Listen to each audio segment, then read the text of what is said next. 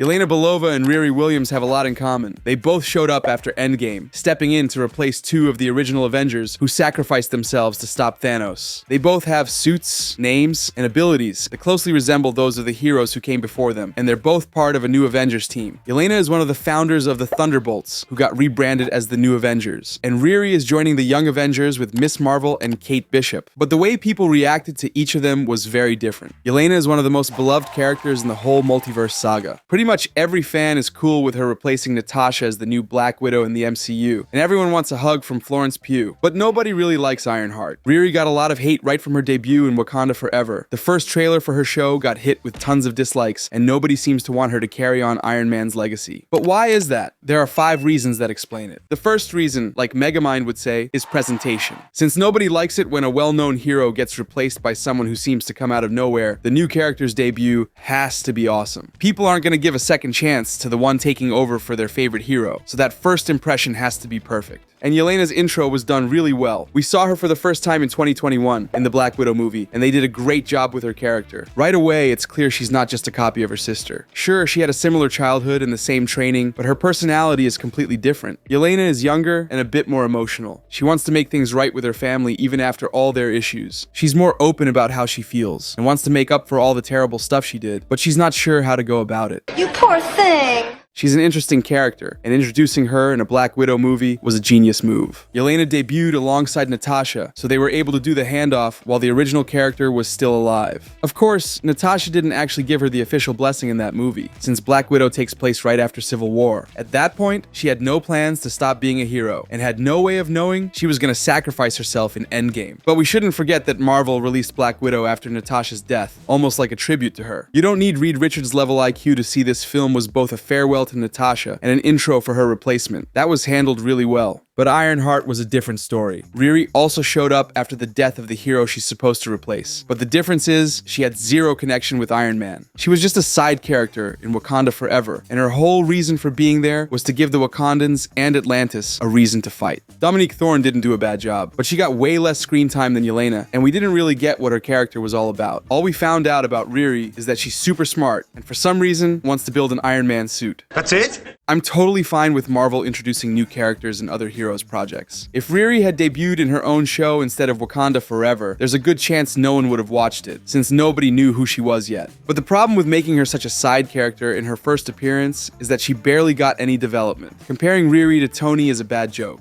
Tony's literally the most fleshed out character in the whole Infinity Saga. So it makes sense that people didn't warm up to Riri because we don't really care about her yet. There's a chance they'll fix that in her show, but it might already be too late since the first impression wasn't strong enough. The second reason why one character works and the other doesn't is the connection with the original character. It's way easier to accept a successor if the new character had some kind of bond with the original one. Nobody got mad when Dick Grayson became Batman for a while in Grant Morrison's comics because Bruce was pretty much like his dad. It made sense for Dick to carry on his legacy. I love this guy. Something similar happened with Yelena, who's the sister of the original Black Widow. It doesn't really matter if they're not blood related. They grew up together, had pretty much the same childhood thanks to their training, and reconnected as adults. They went on a few adventures in the Black Widow film, saved the world, freed their sisters, and made peace with their adoptive parents. After Natasha died, Yelena wanted revenge, but once she found out her sister sacrificed herself to save the universe, she chose to use her skills to help others. At first, Valentina tricked her, but by the end of Thunderbolts, she decides to actually do something heroic and take on her sister's role. She never straight up says she's the new Black Widow, but it's pretty clear she's stepping up as an Avenger to carry on Natasha's legacy. Nobody had a problem with that, because Yelena is the closest thing we've got to the original Black Widow, and Natasha would probably be proud of her sister for trying to save the world like she did. But Riri and Tony don't have that kind of connection. It's not like Riri needed to be raised by Tony or be his long-lost sister. The issue is they never even met. They never talked, and Tony didn't even know Riri existed. We're supposed to just accept that some total stranger is the heir to Iron Man. Unacceptable. It would have been different if Marvel had picked someone with a real link to Tony, like Rhodey, or the kid from Iron Man 3, or his daughter Morgan. They all had a different personality from Tony, but they could have played the same role. Rhodey's got the military background, this kid was super smart, and Morgan would naturally carry on Stark Industries. They were all at Tony's funeral and actually knew him, so it would have made sense for them to honor him by using the Iron Man name. It wouldn't have felt like a forced replacement, but more like a continuation of the legacy of the most important hero in the MCU. But this time, Marvel stuck with the comics and introduced Riri from scratch, instead of going with characters people already liked and were emotionally connected to. The The third reason is the reputation each character already had. I know I've been calling them new characters since they only popped up in the MCU a couple of years ago, but that's just for live action. Yelena and Ironheart actually showed up way earlier in the comics, and like with all superheroes, their comic book reputation influences how they're seen in adaptations. If you don't believe me, I'll prove it!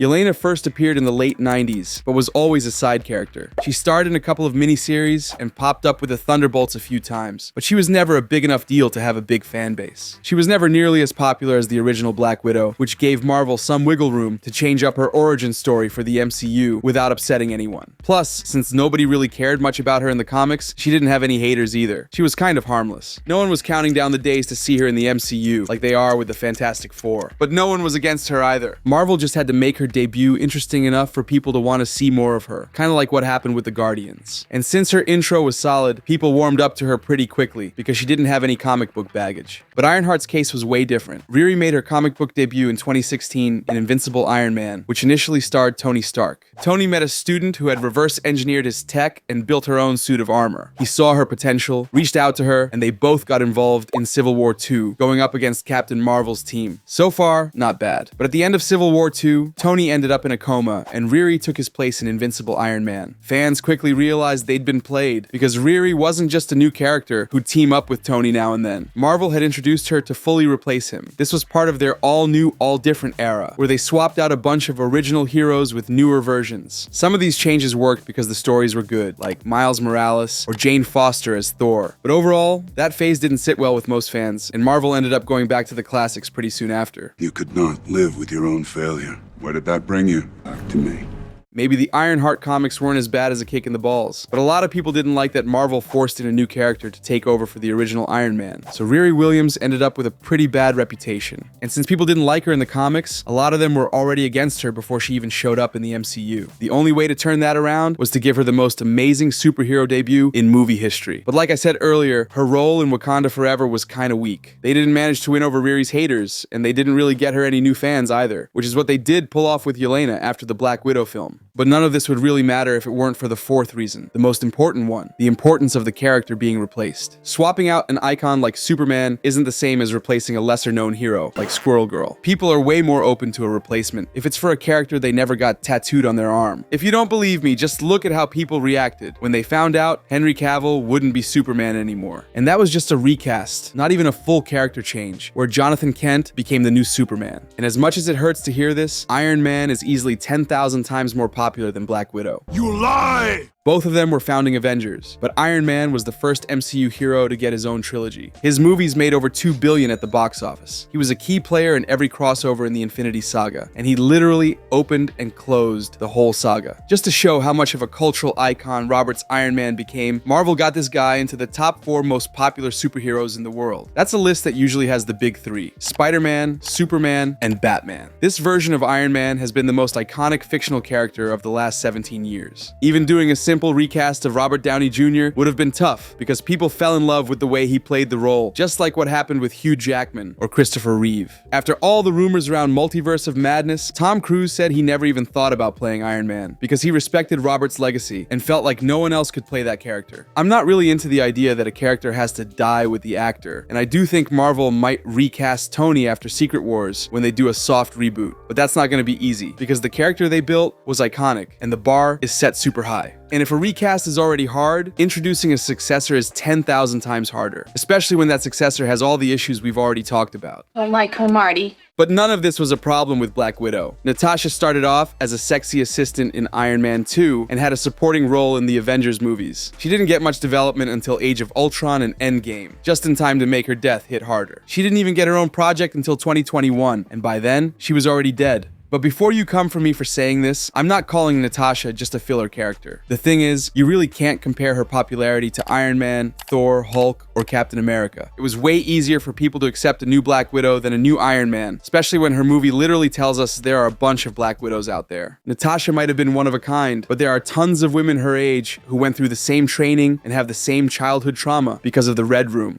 I always thought I was a little bit unique. We are unique! But so far, there's only one Iron Man in the MCU. The only way people would have accepted a successor was if they could live up to Tony, and not just in terms of smarts or money. It's believable that there are folks in the MCU who are even smarter than him or richer, and who could build more advanced suits. But Tony won people over because Marvel spent an entire saga developing him. There was no way they could recreate that same connection with Riri Williams. Even if her debut in Wakanda Forever had been the best first appearance in movie history, I'm pretty sure people still would have rejected her anyway. And it doesn't help that in her series she says she wants to create something iconic and unique, like what Tony did in Iron Man 1. But she ends up building an Iron Man suit, something that already exists. Meanwhile, Yelena won everyone over in Thunderbolts, thanks to the fact that this movie gets the whole family bond thing, way better than all the Avengers crossovers. I talk more about that in this video. There's always room for family.